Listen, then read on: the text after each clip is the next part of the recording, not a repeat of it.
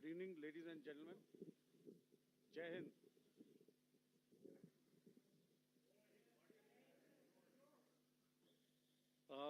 Welcome to this special press conference on Operation Sindoor. We will begin with opening statements by the three senior officers to my right here, who have been directly overseeing operations during Operation Sindoor. We have Lieutenant General Rajiv Ghai, Director General Military Operations, who will cover the aspects related to land domain. Air Marshal A.K. Bharti, to his right, Director General Air Operations, will provide insights on the air domain. And to my right is Vice Admiral A.N. Pramod, Director General Naval Operations, who will cover aspects on maritime domain. Following their briefings, we will move on to the question-answer session. I now request the DGMO to commence the opening brief. Thank you, Sandeep. A very good evening to all of you, ladies and gentlemen. You are all by now familiar with the brutality and the dastardly manner in which 26 innocent lives were prematurely terminated at Pahalgam on the 22nd of April. When you combine those horrific scenes and the pain of the families that the nation witnessed with numerous other recent terrorist strikes on our armed forces and defenseless civilians, we knew that the time had arrived to make yet another compelling statement of our resolve as a nation. Operation Sindoor was conceptualized with a clear military aim to punish the perpetrators and planners of terror and to destroy their terror infrastructure. What I do not state here, of course, is the often stated determination of India and its intolerance to terror. It set into motion a very diligent and microscopic scarring of the terror landscape across the borders and the identification of terror camps and training sites. The locations that emerged were numerous, but as we deliberated more, we realized that some of these terror hubs were now bereft of any presence and had preemptively been vacated, fearing retribution from us. There was also a term of reference and our own binding, self-imposed restriction to target only terrorists and thus prevent collateral damage. There were 9 camps that you are now all familiar with, which were confirmed by our various intelligence agencies to be inhabited. Some of these were in POJK, while there were others that were located in the Punjab province in Pakistan. Nefarious places such as Muridke, the hub center of the Lashkar-e-Taiba, has over the years bred infamous characters such as Ajmal Kasab and the likes of David Headley. What followed was a careful scrutiny of each of these sinister locations, their layout, configuration, even the type of construction in each structure, and the terrain obtained around these. This was with an obvious intent to deduce and identify the exact vector that was required for their neutralization, as also the eyes in the sky that we would send up to ensure that we brought back evidence that we had indeed targeted what we set out to. The precise images of these engagements on that fateful and historical night have already been showcased during the first press statement on the 7th of May that was helmed by our Foreign Secretary. I have no doubt in my mind that we achieved total surprise, and those strikes across those 9 terror hubs left more than 100 terrorists killed, including high-value targets such as Yusuf Azhar, Abdul Malik Rauf, and Mudassir Ahmed that were involved in the hijack of IC-814 and the Pulwama blast. The line of control was also violated soon after by Pakistan, and the erratic and rattled response of our enemy was apparent from the number of civilians, inhabited villages, and religious sites such as Gurudwaras that were unfortunately hit by them, leading to a sad loss of lives. The Indian Air Force played a major part in these strikes by engaging some of these camps, and the Indian Navy provided wherewithal in terms of precision munitions. The Indian Air Force obviously had their assets up in the sky, and I will here request Air Marshal Bharti, the Director General of Air Operations, to detail for you the methodology that the men in blue adopted to successfully manifest this mission. Thank you, Rajiv. A very good evening, ladies and gentlemen. It indeed is a difficult time that we have to come here like this and brief you. We could have done without this, but we had no choice. As the DGMO has detailed, the event was precipitated by the dastardly act at Pahalgaon. The sequence of events have already been detailed. We carefully selected the targets, and out of the 9 selected targets, the target systems that were given to the Indian Air Force were the notorious training camps at Bhavalpur and Muridke, these being further from the international boundary. Through critical target system analysis, we analyzed what was to be done to annihilate these targets and plan to engage these targets with precision air-to-surface guided munitions so as to avoid collateral damage. The modalities of planning process I will not go through at this instant. However, what I would like to show you is the results that we achieved through our targeted airstrikes. Could I have the second slide, please?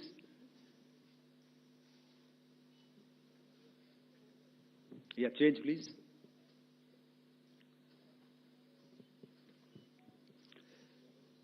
Okay.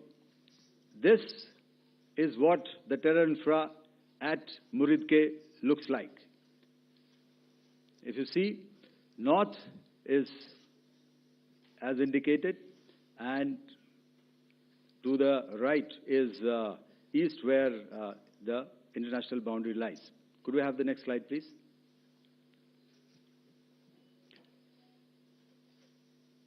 Orientating. Just go back to one slide. Okay. Please have a look at this red building, the series of buildings out here, and this empty ground. Next. If you relate, the empty ground is here, and you see this is the first weapon that is impacting. This is the impact point number 1 on Muridke training camp with our precision guided weapons on early morning 7th. Next, please. Keep your eyes glued for the second weapon coming in and the second impact on the selected target point. Next slide, please.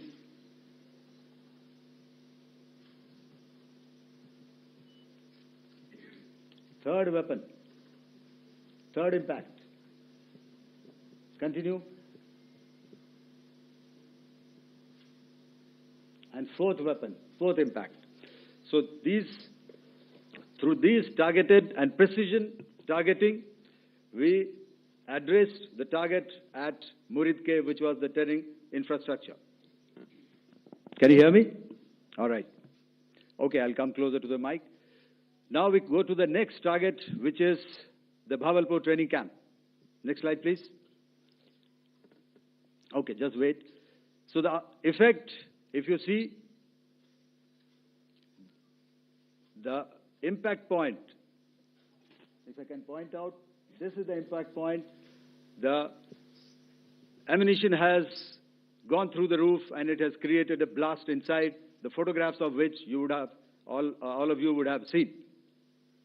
And the red building, after that, there was this double-story building. It has been completely decimated by precision targeting. Next, please. The target system, which was in the north, a series of buildings. I'll show you how it looked. Next. Completely destroyed by our precision targeting. Next. Now coming to Bhavalpur, this is the target complex that we are dealing with, a fairly large target complex. So we had to carefully choose the points that we needed to address, which were high value and which would meet our stated objectives of eliminating the terrorists. I would like to draw your attention to this red canopy, and in relation to that, I would cover the targets. One target system is a series of buildings here, other one here, and other one out here. Next slide, please. This is how it looked before, and this is how the building looked after the impact of the weapon. And orientation in relation to this red canopy, you can see here. Next, please. Before, next, and after. The roofs have completely collapsed. Next. This is the target system. Next. Precision targeting, and we have achieved our objectives here. Next. All right. So that was what we did on the 7th. Our objective was to address these two terrorist camps, and that we did with precision. And thereafter, we maintained a robust air defense posture, because remember, our objective was to target the terrorists and terrorist infrastructure, not any other infrastructure, not the Pakistani military, not the Pakistani any other infrastructure. So that is what we have maintained on the 7th of May. However, what we saw in the evening of 7th of May, we were saturated with a raid of Pakistani unmanned aerial vehicles and small drones. And these came in waves in our civilian areas, over our military installations, and all of them were successfully intercepted. Few of them did manage to land. However, there was not much damage that they did. And we have our robust counter-US hard kill and soft kill systems which did the job. However, the difference here was that we had targeted the terrorists. The adversary now has targeted our civilians and the military infrastructure. So it had to be responded to. So in a quick and calibrated response, that very night, we struck their radar installations at Lahore and close to Gujranwala, the LYT installation, to indicate to him that we are ready, yet we do not want to escalate. Our fight was with the terrorists and not with the Pakistani military establishment. Thank you.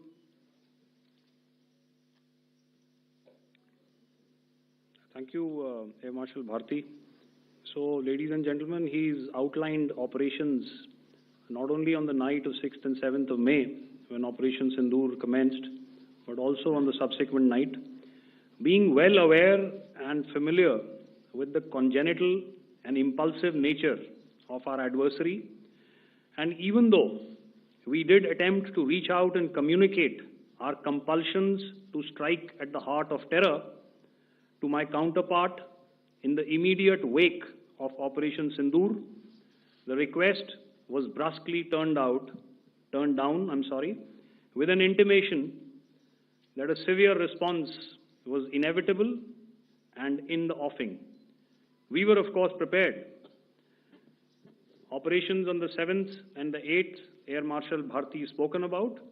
On the night of 8th and 9th of May, they flew drones and aircrafts into our airspace all across the borders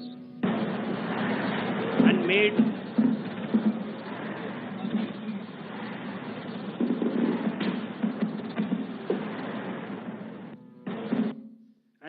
largely unsuccessful attempts to target numerous military infrastructure.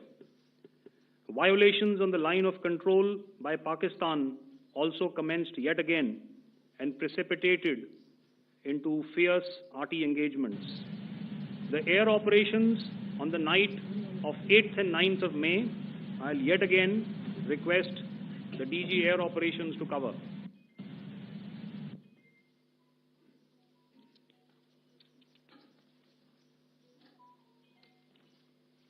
So I just covered what happened on the night of 7th and 8th.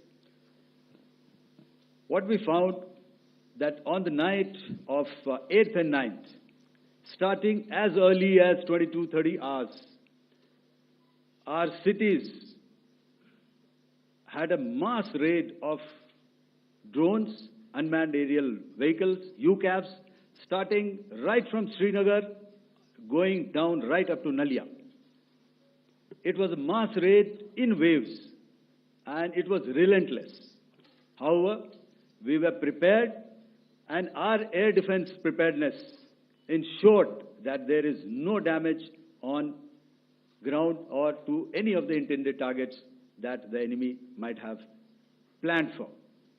The difference between 7th night and 8th night was that on 7th night, he sent in his Jihad class of UAVs, however, these UAVs can go some distance, they are armed. However, on the 8th, less numbers of armed UCAVs were there or UAVs were there, and more numbers of quadcopters, maybe for surveillance or just for harassment of civilians. This continued till midnight. Our air defense preparedness ensured that there was no damage on the ground, either to the military installations or to the civilians. However, the enemy had yet again shown that he wanted to up the ante and he wanted a fight, and we were up to the task. In a measured and calibrated response, we once again targeted his military installations, which included his SAM sites at Malirkant. This also included his surveillance radar sites at Lahore and close to Gujranwala. These were suitably addressed, and thereafter his drone attacks continued even till morning, which we countered, and during the daytime there was some respite. Here I would like to bring out another aspect. What we found was that while the drone attacks were being launched from somewhere close to Lahore, enemy had allowed his civilian aircraft to also continue to fly out of Lahore. Not only his own aircraft, but international passenger aircraft, which is quite insensitive, and we had to exercise extreme caution, even at the cost of some tactical disadvantage, to ensure that there is no damage to any of the civilian aircraft. And this was also brought out in our press briefing during the day. So I will now hand over to my colleague to cover the events of 9th onwards. On land, we also undertook certain measures such as deployment of air defense and electronic warfare assets to establish an integrated grid with the Indian Air Force, and I have seen and heard some of you wax eloquent about the benefits of such an architecture when it comes to negating and combating air intrusions.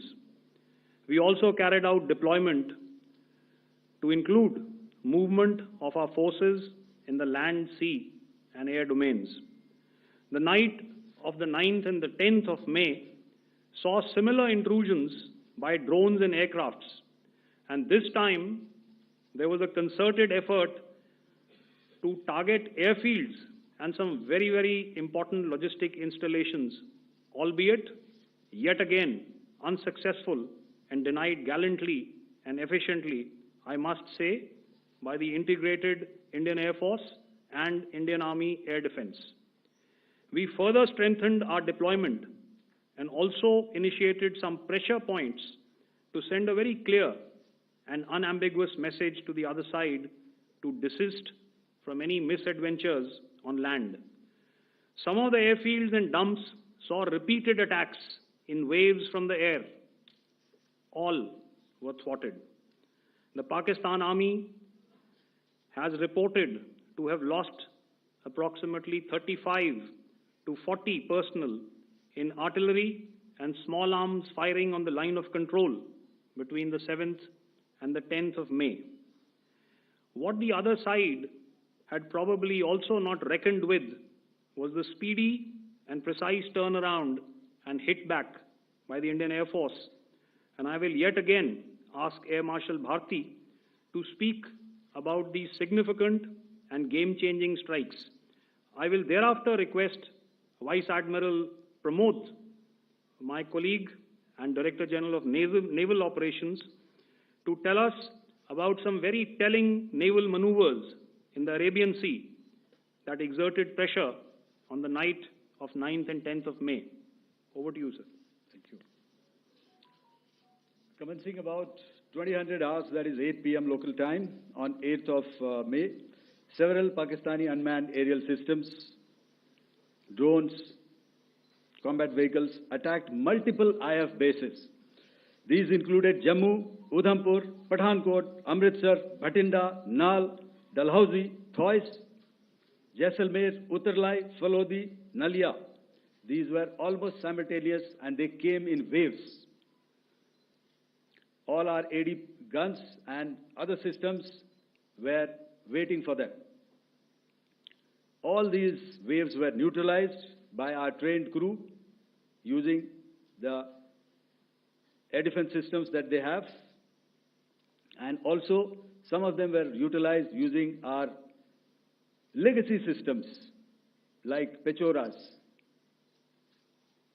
and IF Summer, which we have recently acquired. And some were neutralized by the Garud snipers. There was no damage on ground from these incursions and these mass raids, if I could call them, from the Pakistani side. However, following these relentless attacks on our air bases, on our forward positions, and on our civilian targets, this was time to convey some message to our adversaries. And therefore, a decision was taken to strike where it would hurt.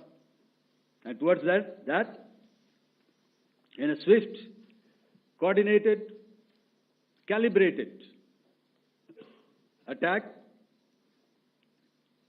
we struck his air bases, command centers, military infrastructure, air defense systems across the entire Western Front. The bases we struck include Chaklala, Rafiki, and mind you, Chaklala is Islamabad, Rahim Yar Khan, Sakar, sending a clear message that aggression will not be tolerated. This was followed by strikes at Sargoda, Bholari, Jacobabad. We We also struck the C2 centers at Murid, the UAE complex at Murid, Rafiki, radar at Chunia, which I will show you, Rahim Yar Khan airfield, and the unmanned combat aerial vehicle hangar at Sakar. I would like to reiterate here that we have the capability to target every system at these bases and more. However, it was only a measured response to instill good wisdom to our adversary to refrain from further escalation. IF's response was directed only at military installations, avoiding civilian and collateral damage. I would now like to show you some of the effects that have been achieved as a result of our air operation.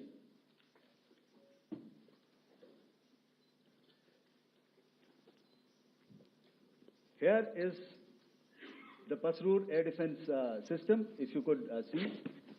Zoomed up view, this is the radar mounted on a high tower. And after the strike,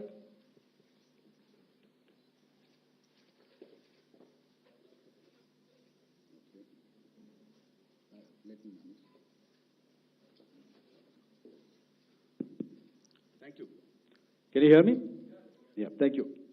And after the strike, this is what has happened. This radar has been taken out, completely burnt. Next slide, please.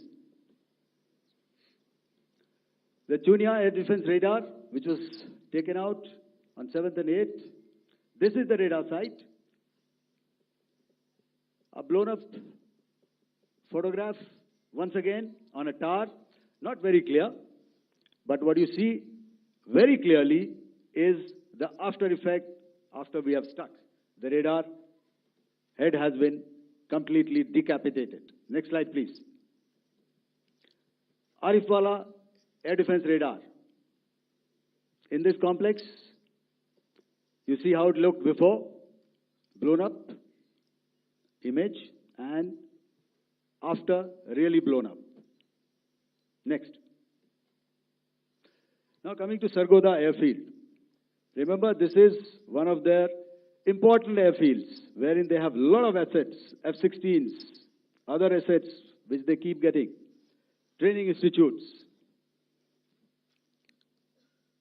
And we have stuck this airfield.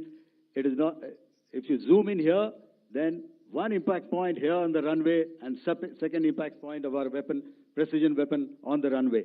And if you see this blown up, repairing going on. Same here. Next. Rahim Yar Khan. This is the area we have struck. A deep strike out here and one complex here. So this is how it looked before, and same. You see a big crater, another crater here, and this complex after strike neutralized. Next. Chaklala airfield, Noor Khan, once again a major air base, a lot of their logistic assets out here. This was the chosen complex that we intended to strike and convey a message.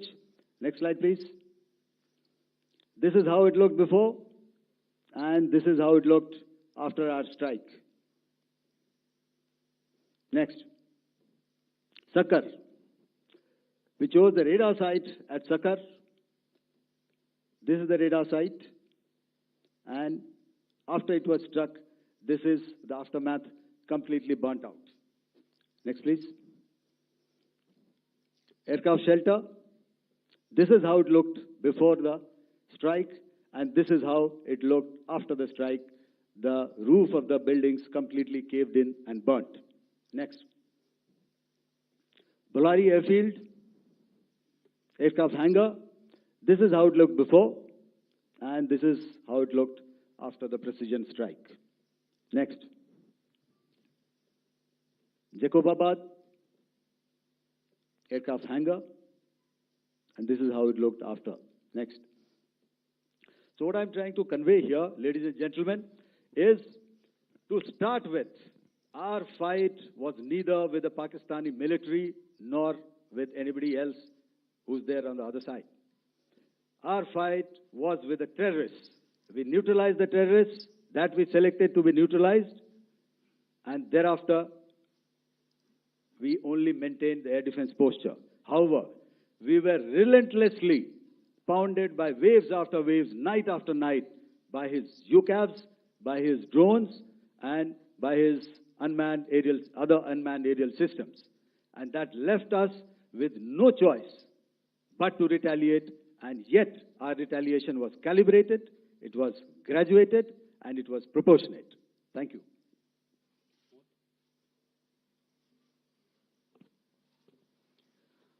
Good evening, ladies and gentlemen.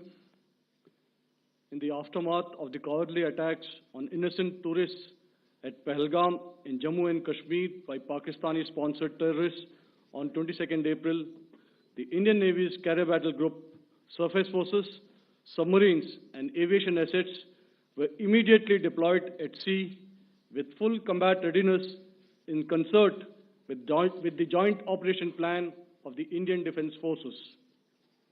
You may be aware that we tested and refined tactics and procedures at sea during multiple weapon firings in the Arabian Sea within 96 hours of the terrorist attack.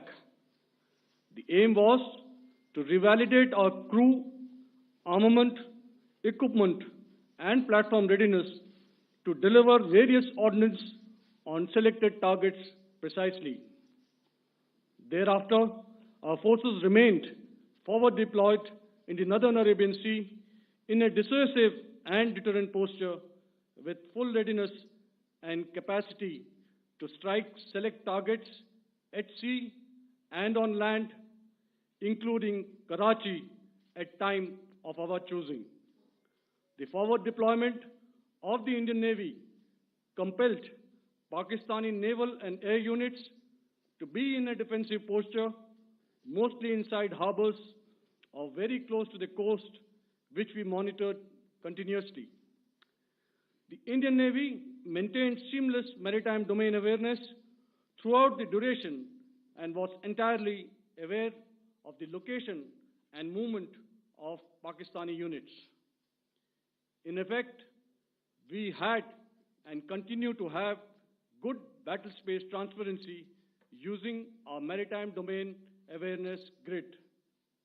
As you are aware, our response has been measured, proportionate, non-escalatory, and responsible from day one.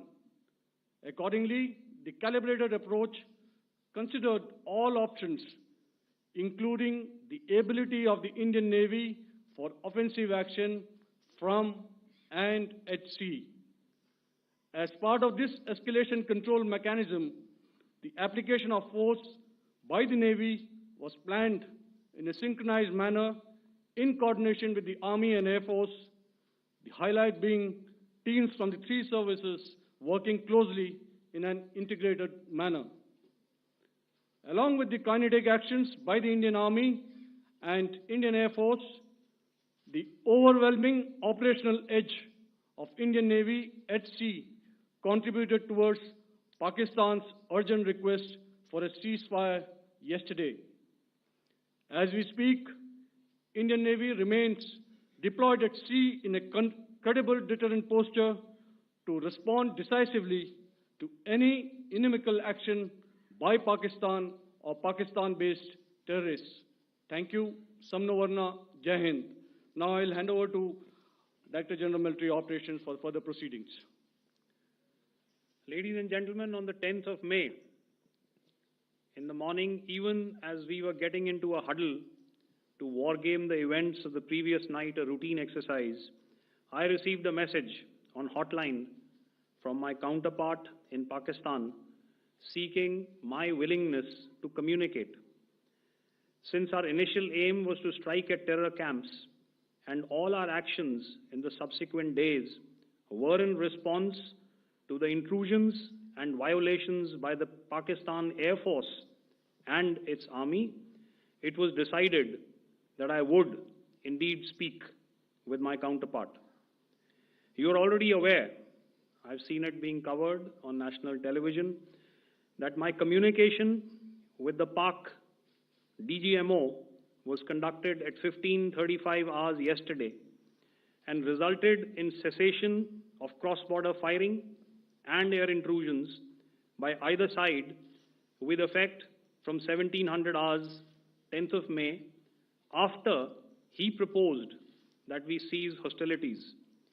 We also decided to further speak on the 12th of May, that's tomorrow, at 1200 hours, to discuss the modalities that would enable the longevity of this understanding.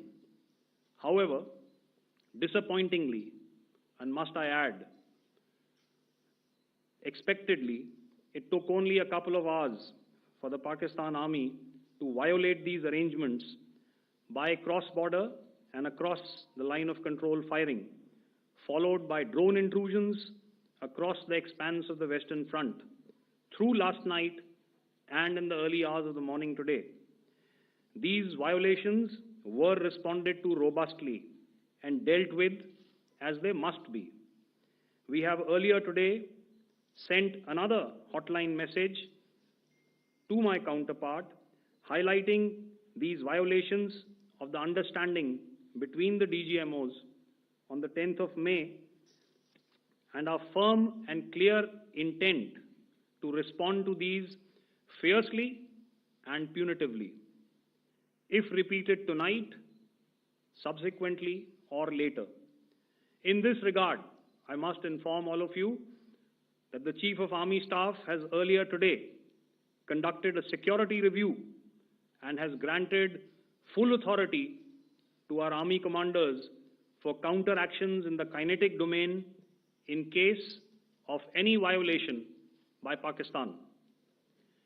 In the end, I pay my solemn homage to my 5 fallen colleagues and brothers from the armed forces and civilians who have tragically lost their lives in Operation Sindoor. Our hearts go out to the bereaved families,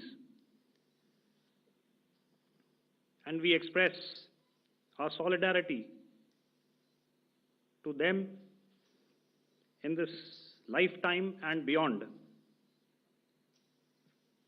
at this grave juncture in their lives. Their sacrifices shall always be remembered and spoken of in glowing terms by a grateful nation.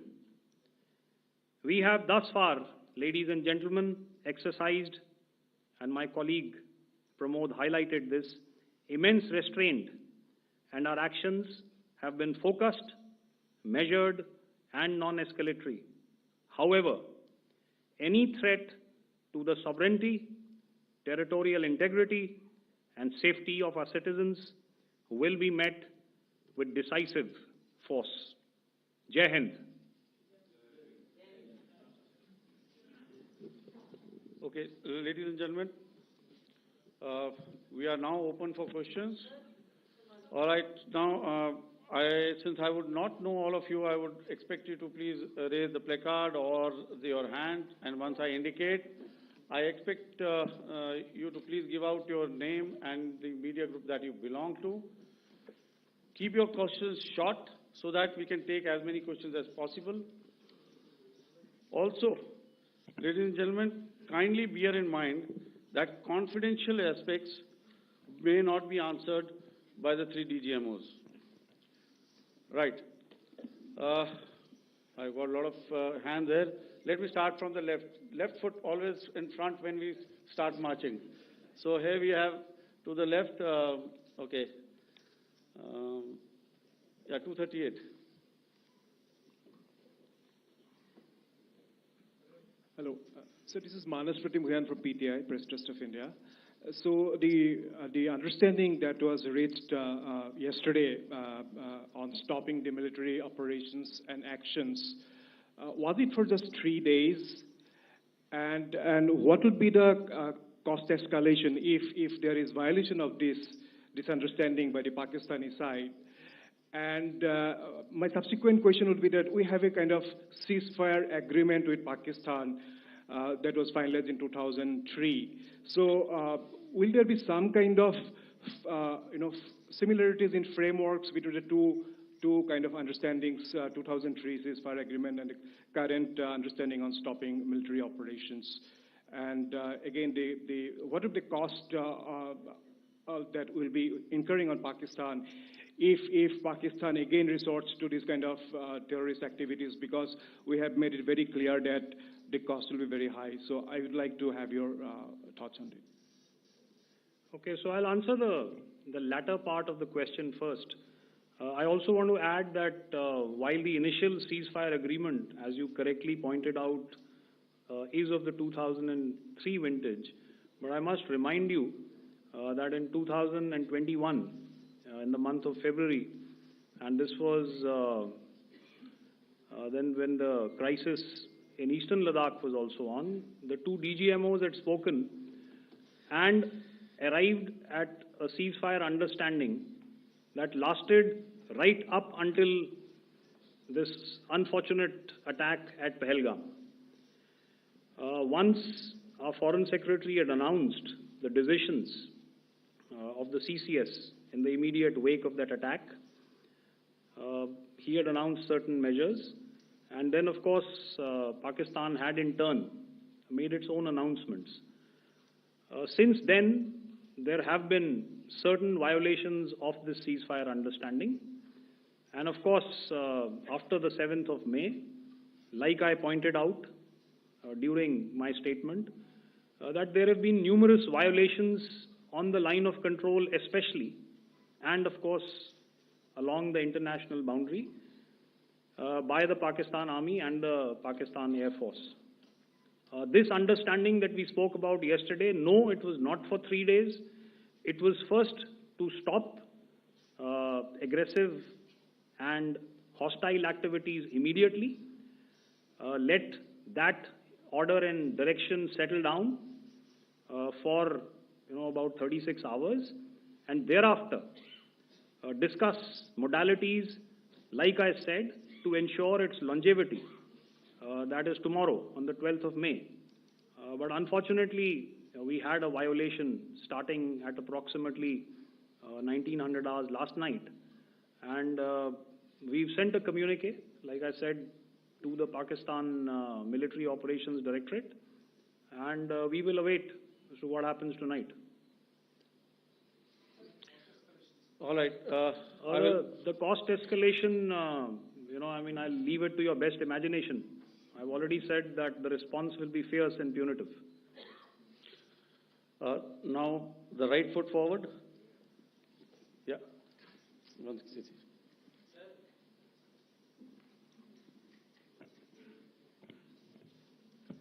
Sir, I am Ajit Dubey from ANI, sir.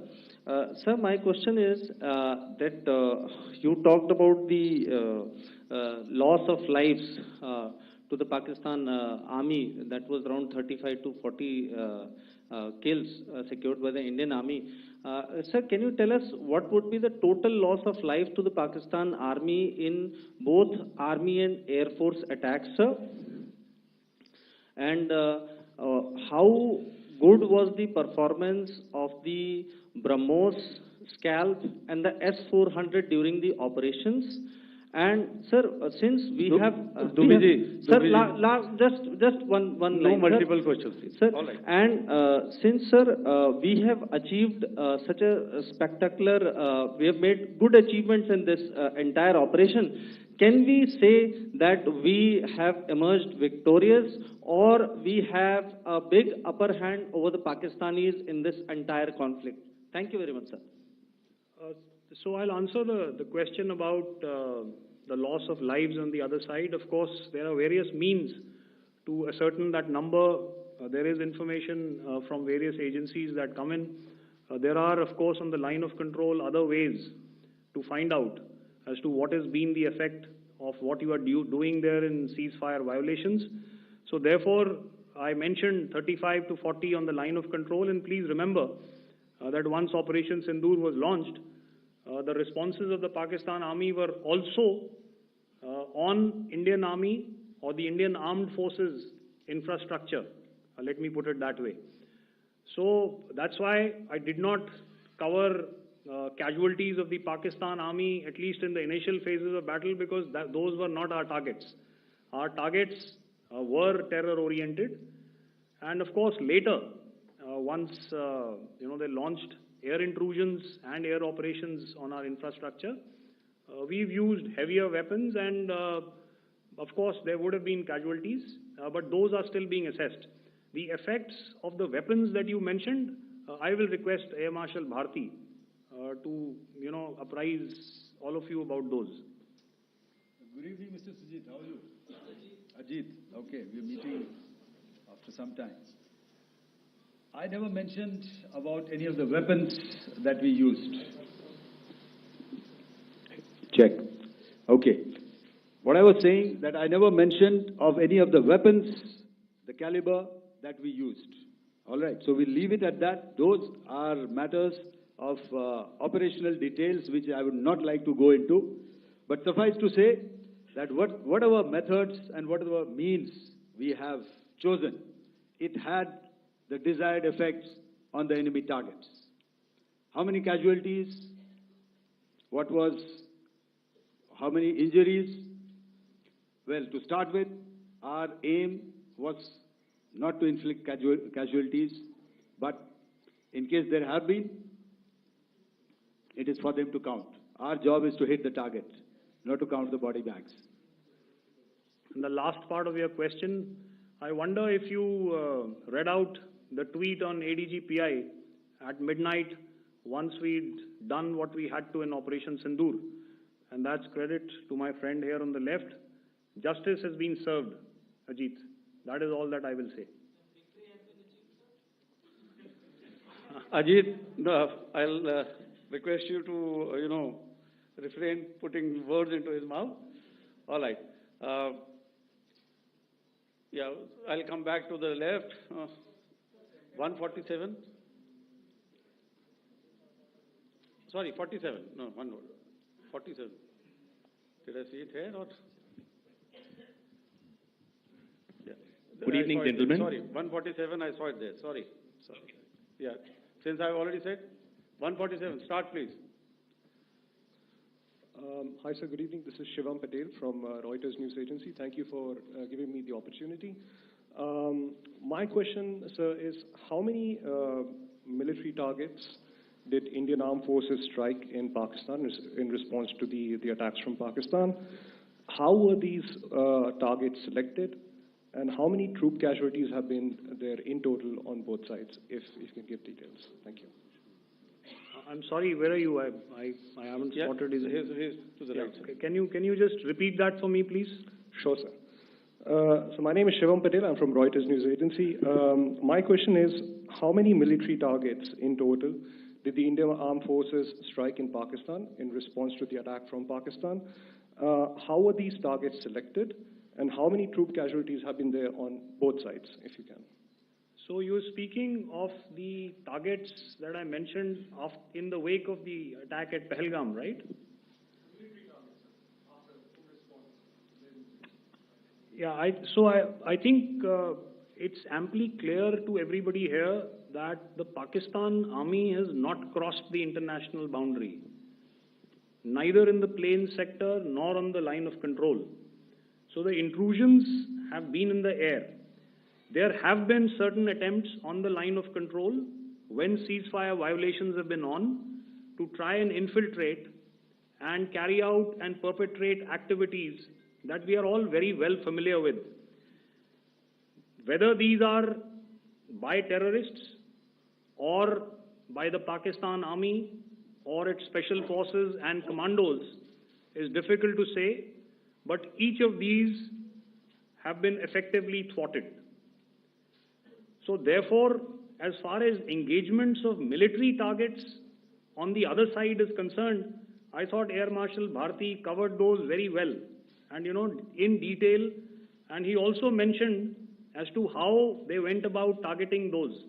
I think those images were very clear and very, very graphic in telling us as to what we needed to hit. And you'll remember right at the outset, I said that we even went into what was the construction in each of these locations, and therefore decided on the vector that had to be utilized. Please. Okay, if I could add to what the DGMO has said, I have already detailed the targets. Now, whether it is X numbers or Y numbers that is immaterial. And what damage have we inflicted? You have seen. What are the casualties on the other side? As I said, that is for them to count. As far as we are concerned, from the air defense side, if they had a choice, they would have definitely come in. They are fighters, there are more numbers of UCAVs. It is not that they did not intend to come in. It is only that our robust AD posture prevented them from coming in. So that must be known, and that must be realized by all the audience here. Yeah, I'll come to the left now, 24.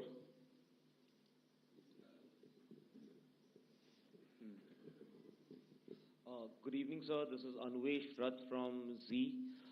Sir, I wanted to know on the first briefing, which was done by FS and two representatives from Air Force and Army, you showed a list where there was 21 places in that list. You have stuck 9.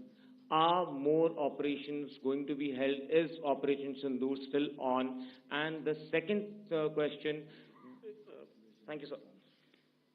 Thank you so much. And also, I want to congratulate all three of you for a fantastic operation that you guys have done. Thank you so much. Thank you so much for that one question. Yeah. Sir, the question. Unfortunately, Rath, is that your name? I'm sorry. You know, as far as operational details are concerned, I'm not in a position to share those right now. But I think I'll take a cue from Pramod. You know, he said towards the end that the Indian Navy is still in a posture that is deterrent.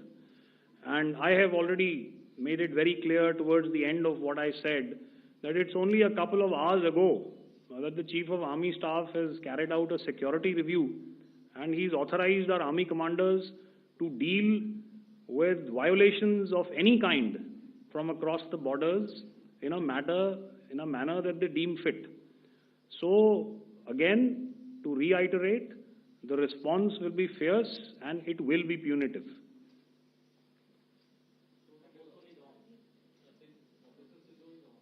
Yes. 163. I'll go back this side now.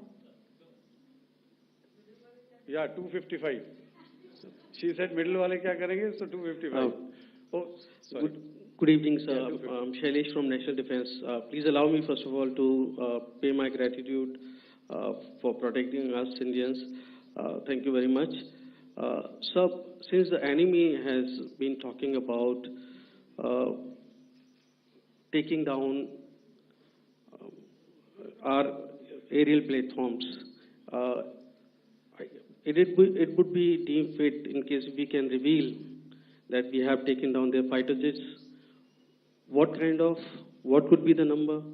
Though you said that they may be not good to reveal the platforms, but since this has come from various quarters in Pakistan, so I believe that we need to answer, in case if you can, sir, if you may allow. The question is for me? Yes, sir. Okay, and if I get it right, you want to know how many of their planes we have downed? Yes, sir. Yes, sir. All right. See, as I said, their planes were prevented from coming inside our border. All right. So we do not have the wreckage with us, but definitely we have downed a few planes. Numbers, we would not like to hazard a guess out here. Okay.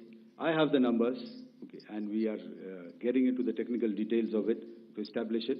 So I would not like to put a figure at this time, but definitely there are losses from their side which we have inflicted. Were they, please don't ask. were they fourth generation plus, sir? No, See, sir, you're putting words into my mouth. Why do Sir, you say fourth generation? Let us make it high tech. Thank you so much. all right. Yeah, 163.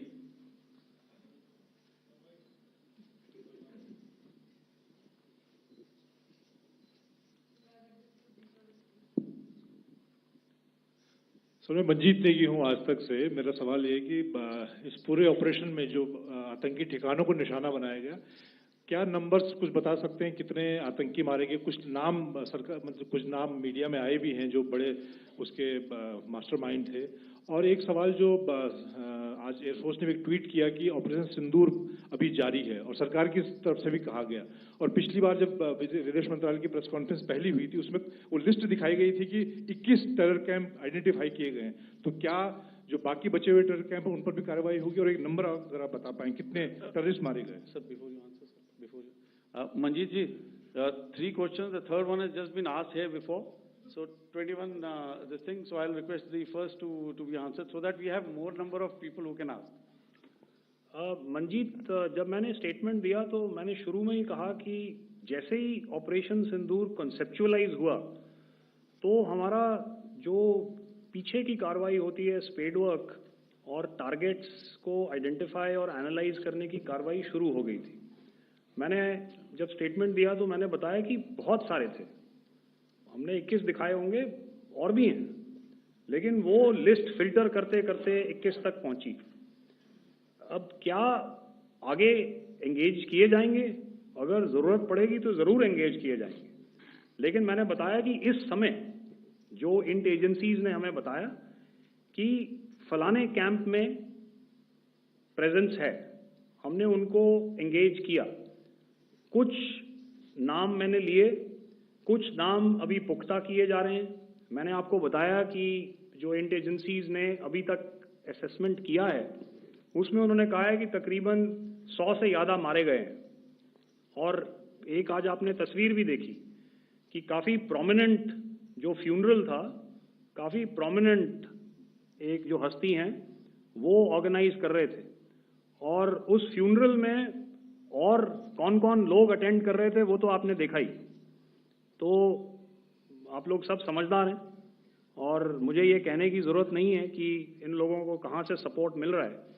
अगर नहीं मिल रहा होता तो operation सिंदूर नहीं होता, तो उसी की वजह से है ये ऑपरेशन।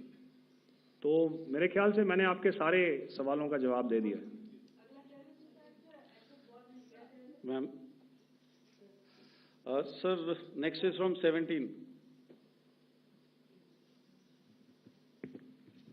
सर, मेरा नाम अंजू निर्वाण है, TV9 भारतवर्ष से। सर, मेरा सवाल ये है कि ऑपरेशन सिंदूर में हमारी जो इंडियन नेवी है उसके बारे में सर थोड़ा सा बताएं कि किस तरह की उसकी भूमिका रही, क्योंकि हमने इस दौरान सर देखा कि बहुत सारी स्पेकुलेशन भी रही और ये बोला गया कि कराची तक हमारी नेवी ने ऑपरेशन किया है। तो सर इस पे थोड़ी सी क्लैरिटी चाहिए। और सर हमने कौन कौन से फाइटर एयरक्राफ्ट डाउन किए हैं, अगर उसका भी थोड़ा सा क्लैरिटी मिल जाए तो अच्छा रहेगा। तो मैं आपका पहले सवाल का जवाब दूंगा। I will make few sentences and leave it for your imagination. First of all, as I mentioned, we have quantitative and qualitative edge to deliver a massive blow to our adversary, and we completely dominate in the maritime front. Indian Navy's action is part of the escalation ladder mechanism which we have worked out amongst 3 services. This time, if Pakistan dare take any action, and Pakistan knows it, what we are going to do. That's all. Okay, आपके सवाल का जवाब मैं पहले दे चुका हूं। आपके सवाल का जवाब मैं पहले दे चुका हूं, इसलिए मैं बस उस तक ही सीमित रखूंगा और इतना कहना चाहूंगा कि आने वाले दिनों में आपको खुद ही पता चल जाएगा और ऐसी बातें छुपी नहीं रहती हैं, तो पता चल जाएगा। So at this time we'll just let it be. Okay, ladies and gentlemen, we have 1 or 2 more questions, sir. So please. They are going to be outside. You can speak to them there also. 104. 104.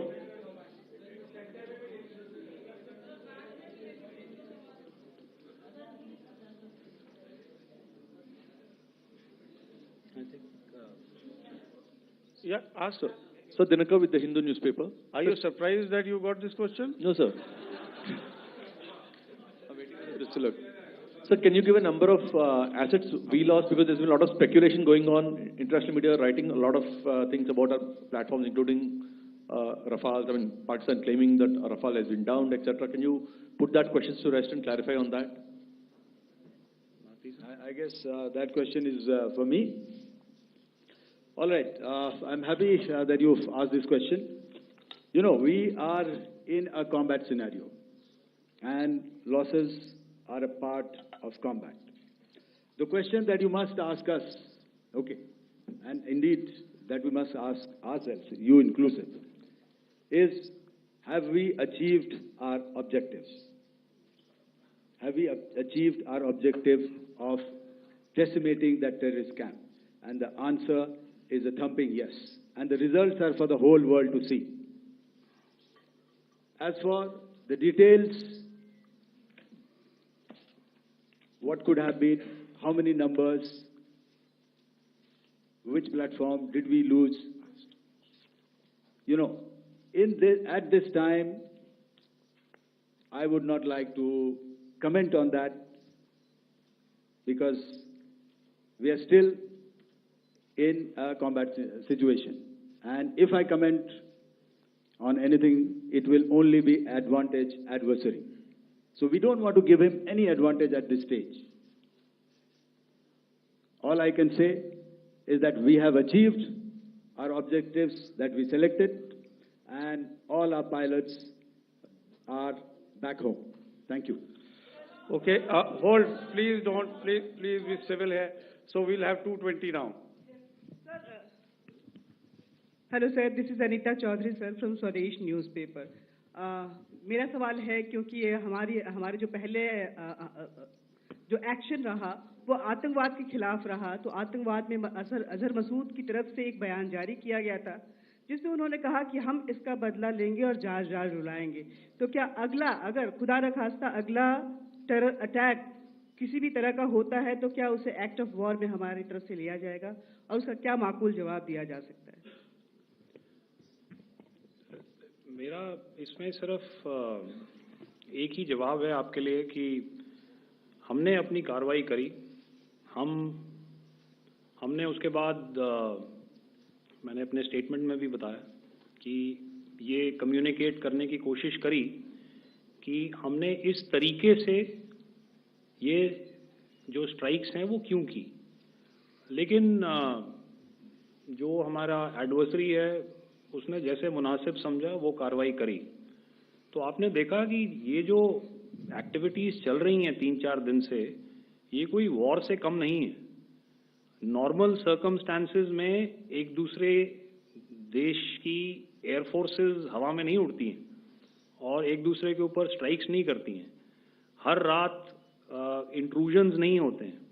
Line of control पर cease fire violations, आपके एक साथी ने सवाल पूछा था शुरू में, एक सीज फायर अंडरस्टैंडिंग था, वो भी जा चुका है। उस सीज फायर अंडरस्टैंडिंग के जाते जो फायरिंग हो रही है लाइन ऑफ कंट्रोल में, उसमें घुसपैठ की कोशिश हो रही है।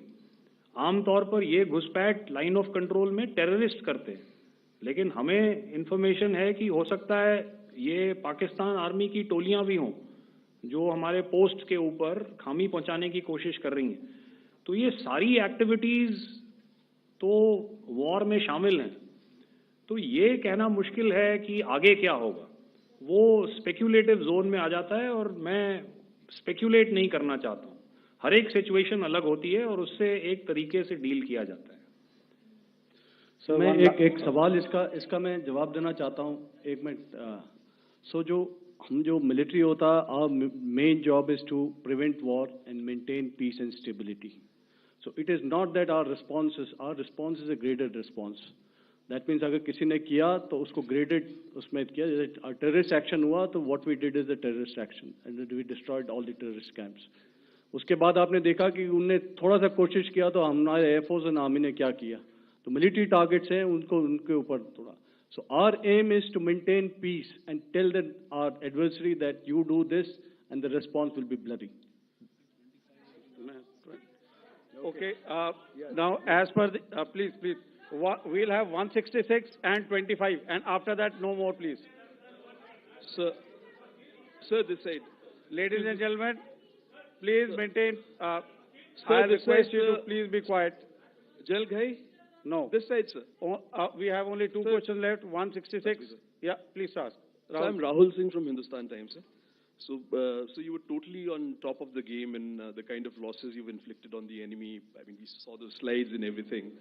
So it kind of comes across that you were batting it 99 and you decided to declare your innings.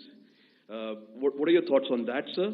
And do you think, are you weighing the option of the Pakistan army using this time, buying this time of the so-called ceasefire or the understanding? And you talked about how they could not be trusted.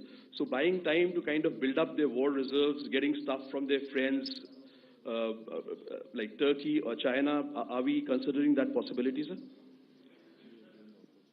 Look, see, the call came from the Pakistani side to speak about cessation of hostilities. What pauses mean during such conflicts is known to everybody. I don't want to go into the pros and cons of how preparation for war is made. That is a process in itself. But I think my senior colleague here, the DG Air Operations, spoke, or he alluded at least, to what this operation was precisely and specifically meant for. And I think that's something that we achieved, right at the outset. Had we had the option not to go further, we probably wouldn't have. But we've been compelled to be in this situation. And as you've seen, the armed forces of India, and you've got the three Director Generals sitting here, we are always prepared to face any eventuality. And like I said, that's for the sovereignty, the territorial integrity, and the safety of our citizens. So whatever has to be done will be done. I'm not so concerned about what Pakistan will do in this time. I'm only concerned about what we will do. We have a roadmap and a plan, and we will follow it diligently, and we will follow it to the T. That's the contention that I want to make here today. Ma'am, please. Okay, the last question, and ma'am, 25, she's been asking since the first one. Sir, I'm Nandita. Sir.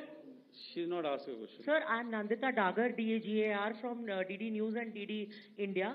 Sir, I wanted to ask you that my question is to General Ghai. Sir, you spoke to your counterpart yesterday and the Pakistani counterpart.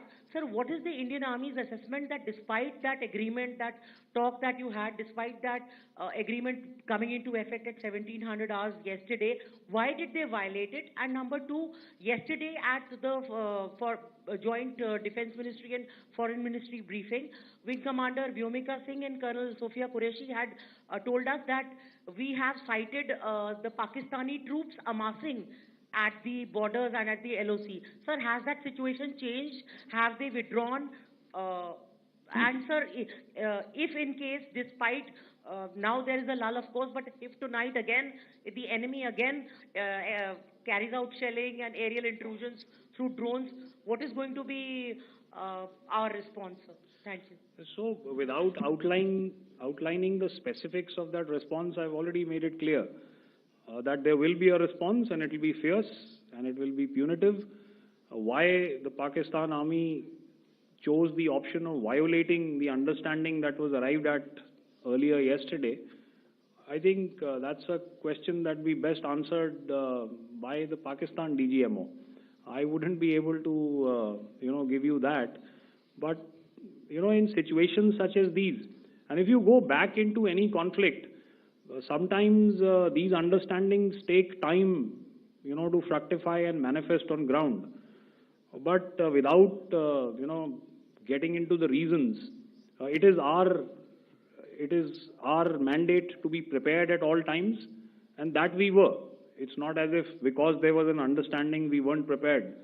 I must tell you that the armed forces were on a very, very high alert, and they continue to be in that state even as we speak. Oh, all right.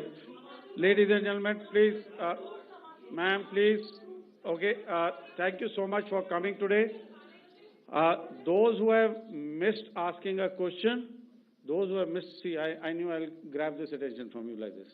Those who have missed the opportunity to ask a question can give me a written one. I will definitely get back to you with that. And also, they are they are invited for a cup of tea in my office day after tomorrow. Thank you, ladies and gentlemen, for coming. Thank you.